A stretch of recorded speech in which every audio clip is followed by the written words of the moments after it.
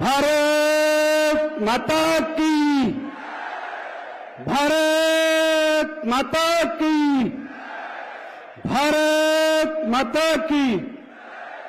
वंदे वंदे, जय श्री राम, जय जय श्री राम। सोलापूर महानगरपालिके, सोलापूर लोकसभा मतदारसंघाच्या निवडणुकीच्या प्रचाराच्या निमित्तानं व्यासपीठावर उपस्थित असलेले तुम्हाला सर्वांचे लाडके नेते आदरणीय देवेंद्रजी फडणवीस साहेब, आदरणीय खासदार सिद्धेश्वर महाराज,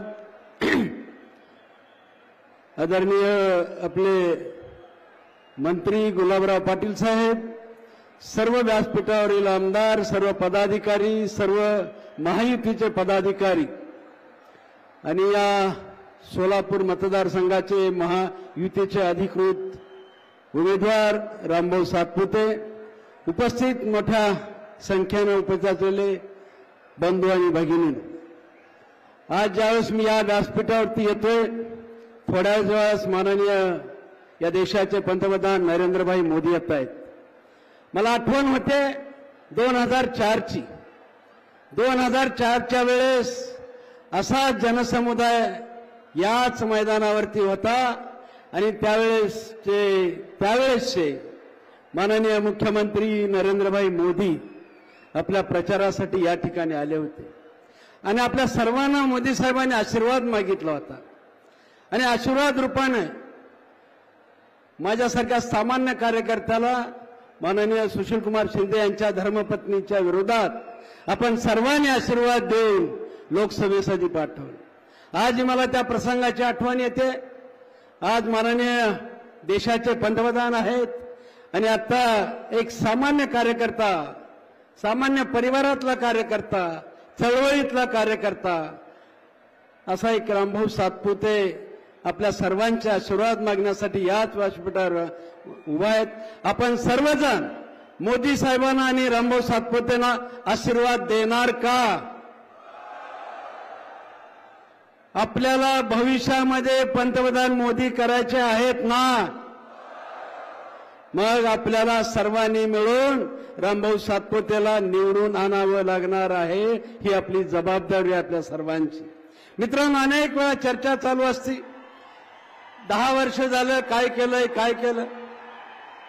मला असं वाटतं की मोदी साहेबांनी काय केलंय ह्याचा आकडा सांगत बसला तर दिवस पुरणार ना एवढी कामाची यादी या सोलापूर जिल्ह्यामध्ये, सोलापूर शहरामध्ये. सर्वात विशेष म्हणजे आपल्या देशातला सर्वात मोठा प्रकल्प जो आहे तो 30,000 पंतप्रधान आवास योजनेच्या घरकुलाचा 30,000. यापूर्वीचे अनेक नेते मंडळी एखाद्या कामाचं भूमिपूजन करत होते, परंतु भूमिपूजन केल्यानंतर एवढ्या मोठ्या प्रकल्पाचं उद्घाटन कधी त्यांनी केलं नाही, किंबहुना कामाची सुरुवात सुद्धा केली. पण 2019ला ज्यावेळेस पंतप्रधान नरेंद्रभाई मोदींनी या नागरिकांना, या गरीब माणसांना आश्वासित केलं होतं, मी भूमिपूजनाला आलेलो आहे, मीच तुम्हाला घराच्या चाव्या देणार. दिलेला शब्द पाळायची गॅरंटी फक्त मोदींची आहे. आणि मोदींनी काय केलं? परवा येऊन आपल्या इथं फेब्रुवारी महिन्यामध्ये येऊन या सर्व गरीब नागरिकांना स्वतःचं हक्काचं घर देऊन त्यांच्या हातात चाव्या दिल्या. माननीय मोदी साहेबांनी काय केलं, काय केलं असं म्हणताय.